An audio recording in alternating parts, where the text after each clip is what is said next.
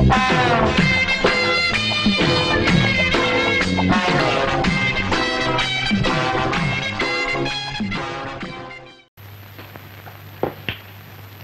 ஒண்ணு தோடு. தோட நடுவிரல. அப்ப வந்திருக்கிறவோ தியாகுவோட முதலாளிக்கு தங்கச்சி தான். ரெண்டுல ஒண்ணு தோடு. ஆட்காட்டி வந்திருக்கிறதா தியாகுவோட பொண்டாட்டி தான். ஐயோ ஐயோ, இப்படி ஒரு அறிவுபூர்வமான தமிழோட அறிவு கிடைக்கிறதுக்கு நான் கொடுத்து வச்சிருக்கணும். நான் சொன்ன மாதிரி அவ பொண்டாட்டி தானே? தங்கச்சி தானே? பொண்டாட்டி தானே. நீங்க எப்படி பாக்குறீங்க? இல்ல, நாங்க ரெண்டு பேரும் ஒரு பந்தயம் கட்டி இருக்கிறோம். அவ தங்கச்சியா இருந்தா இவ தலை மொட்டை. அவ பொண்டாட்டியா இருந்தா இவர் தலை மொட்டை. சிதை அலங்கார சின்னச்சாமி கத்தியோட அடைஞ்சுக்கிட்டு இருக்கான். சரி, அப்புறம் என்ன? அவ அதிர்ச்சியற மாதிரி ஒரு காரியம் பண்ண. எந்த குருவாயூரப்பான்னு மலையாளத்துக்கு கத்தினாலே தவிர தமிழ்ல ஒரு வார்த்தை சொல்லல. அப்போ அவ தங்கச்சி தான் சிதை அலங்கார சின்னச்சாமி. இன்னும் முடிவாகலையா? அவ பாஷை மாத்திக்கலாம், பழக்க வழக்கத்தை மாத்திக்க முடியாது. அமெரிக்கா போனாலும் இட்லி சாம்பார் கிடைக்காதாலும் அரையிற நாக்கு நம்ம தமிழ்நாட்டு நாக்கு. அதனாலதான் சொல்றேன், உன் பொண்டாட்டிக்கு பிரியமான ஒரு பதார்த்தத்தை சமையல்ல விட்டு பாரு. அவ விரும்பி விரும்பி சாப்பிட்டான்னா விஷயம் என்னன்னு புரிஞ்சிடும். கரெக்ட்.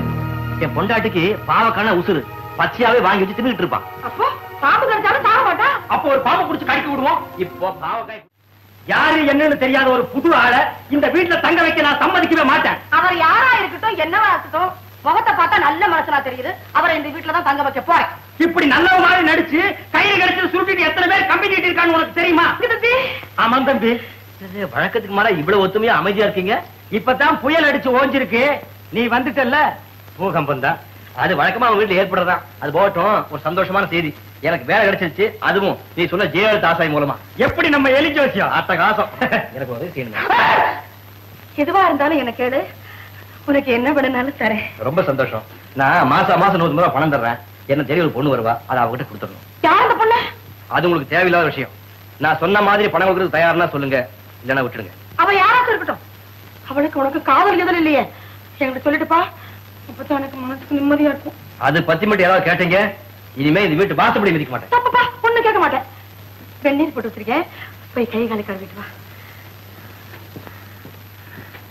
என்ன சட்டை? வெந்நீரா போட்டு வைக்கிற வெந்நீர், அதுலயே அவனை முக்கி எடுக்கிறேன். முக்கி எடுக்கிற மகானே பாரு. எனக்கு இருக்கிற கவலை என்ன, அந்த 150 ரூபாய் வாங்க போற பொண்ணு யாரு? அவளுக்கு இவனுக்கு என்ன உறவு? அவ யாரா இருக்கலாம்? ஓ நிம்மதியை கெடுக்க அவ, ஏன் நிம்மதியை கெடுக்க இவன். எனக்கு வர்ற கோபத்துக்கு கல்ல எடுத்து நசுக்கிக்கலாம் போல தோணுது.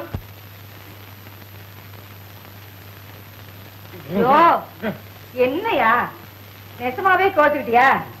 யோ, நான் படபடன்னு பேச அவ்வளவுதான்யா. உன் மேல எனக்கு எவ்வளவு ஆசை தெரியுமா? யோ, எனக்கு அது ரொம்ப தன்னானே நானே தன்னானே.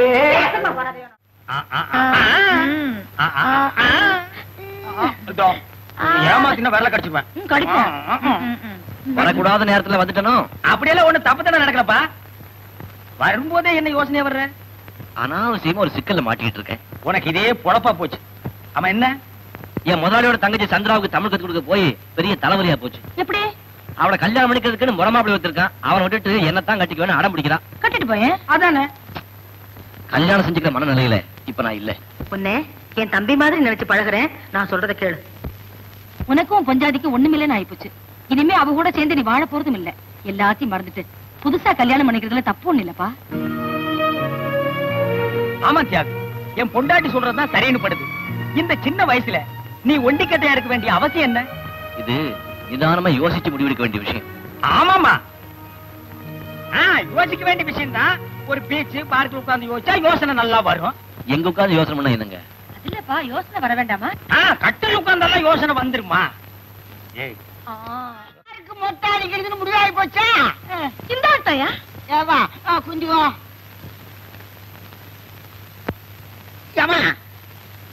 கொஞ்சம் தண்ணி கொண்டா.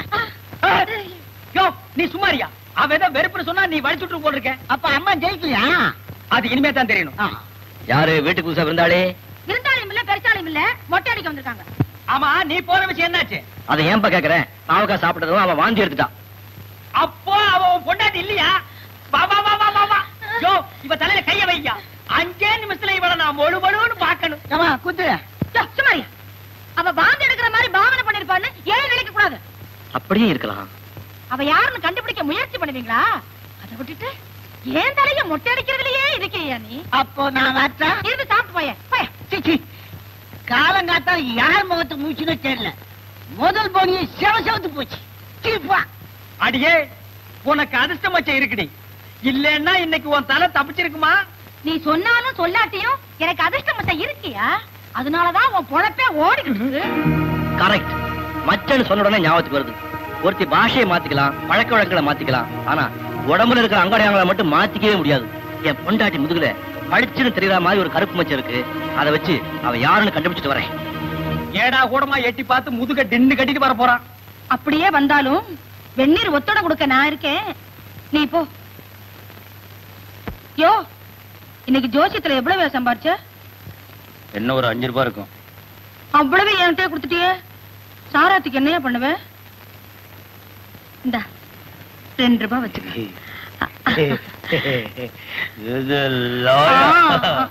கிளி 50 பைசா, கிளி 45 பைசா. இன்னும் ஒரு பையிலும் காணோம். அவன் கிளி ஜோசியம் மட்டும்தான் பாப்பான்.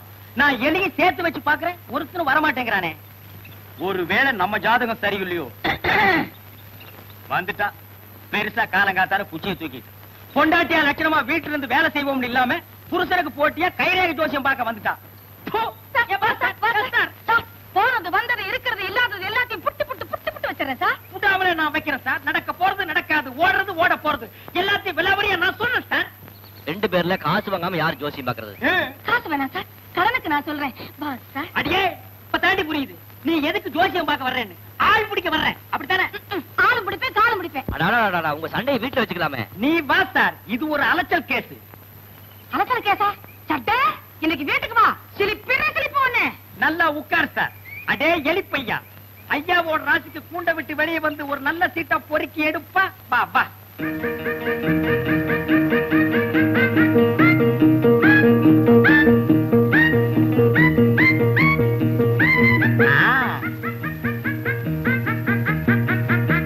உள்ள போ.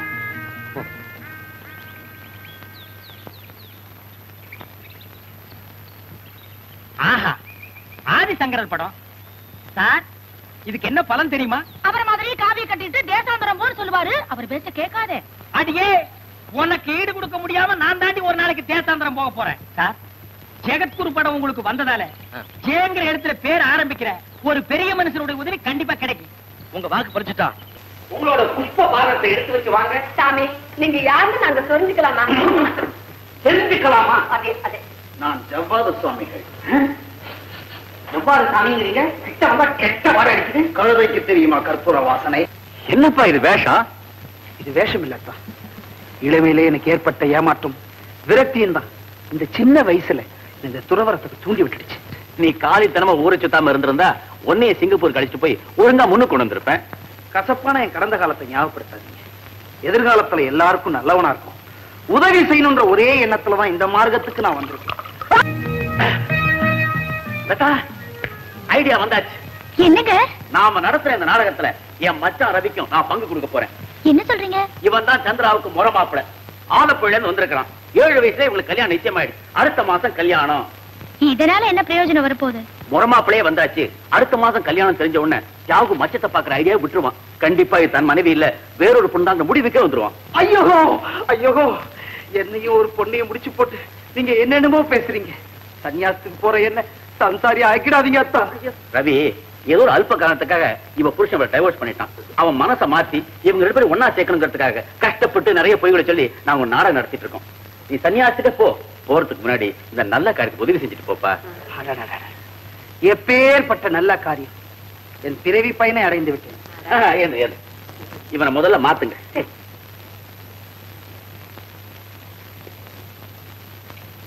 என்ன பண்ண போறீங்க? சாவியில இருந்தா கல்யாண மாப்பிள்ளைன்னு எவன் நம்புவான்? அதனாலதான் உங்க தொடைய மாத்த போறேன். இது உடைய மாத்த போறேன் சாமி. அப்படியா? ചേട്ടാ, എനിക്ക് കേരളത്തിലേക്ക് തിരിച്ചു പോകാൻ ഇഷ്ടമല്ല. ഞാൻ ഇവിടെ തന്നെ കല്യാണം കഴിച്ച് ഇവിടെ തന്നെ താമസിക്കാൻ പോകാണ്. இப்ப என்னமா சொல்ற? உண்மை புரிய மாட்டேங்குது. அவன் திரும்பி ஊருக்கு போறதுக்கு பெரிய ஐடியா. இங்கேயே கல்யாணம் பண்ணிக்கிட்டு இங்கேயே இருக்கணும்ங்கிற. என்ன சார் மலையாள தமிழ் டிரான்ஸ்லேஷன் நடக்குது? என் தலையெழுத்து பார்ப்பா. சொந்த சிஸ்டத்தை பேசுறதுக்கு அம்மா மொழிபெயர்க்க வேண்டியிருக்கு. அம்மா பேசுறதுக்கு நான் விளக்கம் தர வேண்டியிருக்கு. ஐயா, பாப்பாவுக்கு உடனடியா ஒரு தமிழ் வாத்தியார் ஏற்பாடு பண்ணி தமிழ் சொல்லி கொடுத்தா என்ன? நான் இருக்கும் போது எந்த வாத்தியாரும் சந்திராவுக்கு தமிழ் சொல்லி தரக்கூடாது. நான் தான் சொல்லி தருவேன். உன் பேரையே உனக்கு ஒழுங்கா தமிழ் எழுத தெரியாது. இருக்கு இதெல்லாம். ஐயா, நீங்க இந்த வீட்டு மாப்பிள, உங்களுக்கு ஏங்க இந்த சிரமம்லாம்? நான் தான் சொல்லி தருவேன். கை நட்டு அப்புறம் கஷ்டப்படுவேன். உனக்கு எதுப்பா வீண் தரமா? வேற வேலைக்கு ஜாலியா சாப்பிட்டு இருக்கிறதுக்கு இல்லாம என்ன பயமுறுத்துறீங்களா? டெஸ்ட் பண்ணி பாருங்க. சரி, எங்க சொல்லு. தமிழுக்கு எத்தனை உயிர் எழுத்து? 3 எழுத்து. உயிர். நல்ல வேலை உயிர்னு சொன்னீங்க. இந்த அம்மா மாதிரி வேற எதையாவது ஏடா கூடமா சொல்லாம. அப்புறம் என்னாச்சு? அப்புறம் என்ன, கோர்ட்ல விவாகரத்துன்னு முடிவாயிடுச்சு. மாசம் 150 ரூபாய் ஜீவனாம்சம் கொடுக்க சொன்னாங்க, கொடுத்துக்கிட்டு இருக்கேன். ஓஹோ, அந்த பணத்தை நீ என்கிட்ட வந்து வாங்கிக்க சொன்னியா? ஆமா, இதுக்கடையில என் முதலாளியோட தங்கச்சின்னு சொல்லி அவள மாதிரியே ஒருத்தி அங்க நுழைஞ்சிருக்கா. அவ உண்மையிலேயே என் முதலாளியோட தங்கச்சி தானா, இல்ல என் பொண்டாட்டி அங்க போய் வேஷம் போட்டிருக்காளான்னு தெரியாம குழம்பிக்கிட்டு இருக்கேன். இதுல குழப்பமே தேவையில்லை. நிச்சயமா அவன் பொண்டாட்டிதான். ஏதோ திட்டம் போட்டுதான் இங்க வந்திருக்கான். இந்த ஆளு முதலாளி. இவர் சம்சாரத்துக்கு என்ன மாமனா மச்சானா? கண்டிப்பா அந்த பொண்ணு பொண்டாட்டியா இருக்க முடியாது. தங்கச்சி தான். இல்ல பொண்டாட்டிதான். தங்கச்சி தான். பொண்டாட்டிதான். எதை வச்சு நீ பொண்டாட்டின்னு சொல்ற? ஒரே மாதிரி 2 பேர் இருக்கிறது நம்ப முடியாத விஷயம். ஏன் நம்ப முடியாது? ஒரே மாதிரி ரெட்டப்பிறவைங்க இருக்கிறது இல்ல?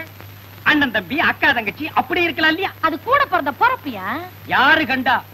இவர் சம்சாரத்தோட அப்பா ஒரு காலத்துல அந்த முதலாளி வீட்டு பக்கமா போய் மேய்ஞ்சிருக்கலாம் இல்லையா? நிறுத்துங்க. என் முதலாளிக்கு புரிவேன் கோட்டையம், என் பொஞ்சாதிக்கு புரிவேன் திருச்சி. என் முதலாளியோட தங்கச்சிக்கு சுட்டு போட்டாலும் தமிழ் வராது, என் பொஞ்சாதிக்கு சுட்டு போட்டாலும் மலையாளம் வராது. வந்திருக்கிறவா மலையாளத்துல பிறந்து கட்டுறான்.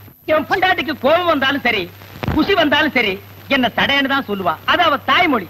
அதே மாதிரி ஒரு பொண்ணுக்கு ஆபத்தோ ஆவேசமோ வரும்போது தன் தாய்மொழியில தான் கத்துவா. நீ என்ன பண்ற? வீட்டுக்கு அந்த பொண்ணுக்கு ஏதாவது ஆபத்தை உண்டு பண்ற. அவ மலையாளத்துல கத்துனான்னா உன் முதலாளியோட தங்கச்சி, தமிழ்ல அலர்னான்னா உன் பொண்டாட்டி. எப்படிமா என் யோசனை? ஐயோ ஜோசியம், நீ உருப்படியே சொன்ன ஒரே யோசனை இதுதான். நான் வரேன். பாத்தியா, என்ன பத்தி அவர் என்ன சொல்லிட்டு போனார்? கடவுள் உனக்கு பெருசா மூளையை கொடுத்துட்டானே தவிர. சரி, அதை விடு. அந்த பொண்ணை பத்தி என்ன விஷயம்? நிச்சயமா அந்த பொண்ணு முதலாளியோட தங்கச்சி தான். இல்ல பொண்டாட்டிதான். என்ன பந்தயம் கட்டுற? பொண்டாட்டியா இருந்தா நான் மொட்டை அடிச்சுக்கிறேன். தங்கச்சியா இருந்தா நான் மொட்டை அடிச்சுக்கிறேன்.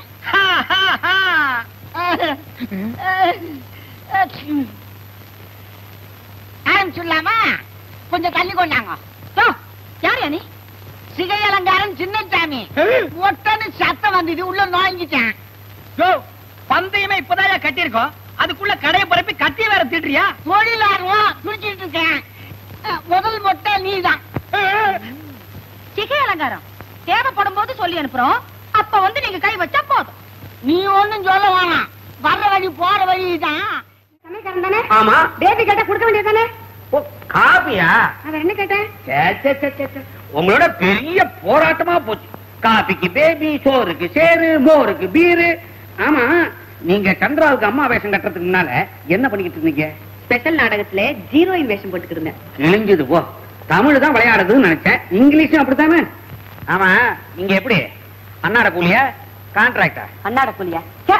கான்ட்ராக்டியா? 5000 ரூபாய். 5000 ரூபாயா? அதை வச்சுக்கிட்டு என்ன பண்ண போறீங்க?